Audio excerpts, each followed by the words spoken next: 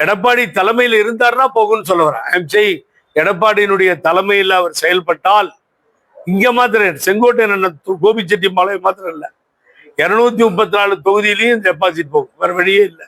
இதுதான் நடக்கும். எதிர்கட்சியாவோ ஆளுங்கட்சியாவோ யாரோ வர போறாங்க, வேற விஷயம். ஸோ இதுதான் முக்கியமான ஒரு செய்தியா நம்ம இப்போ வந்து பார்க்க வேண்டியிருக்கு. அதுதான் உங்களை கூப்பிட்டேன்.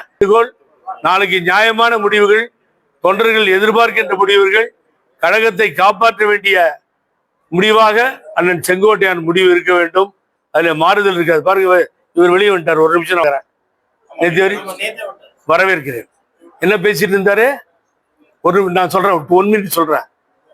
மாபெரும் கூட்டணி, வல்லரசு நாடுகளின் ஒப்பற்ற தலைவர் மோடி அவர்கள், அவர் தலைமையில் நாங்கெல்லாம் இருக்கோம்.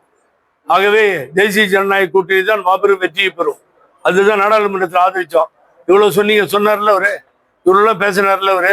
ஏன் நேற்று வெளியில் வந்தாரு? ஓபிஎஸ் அண்ணன் வெளியில வந்தாரு, டிடிவி தினகரன் வெளியில வந்துட்டாரு. அண்ணாமலை வெளியில வரப்போறாரு. அண்ணாமலையில பிஜேபி அண்ணாமலையில தொடர போறது இல்லை.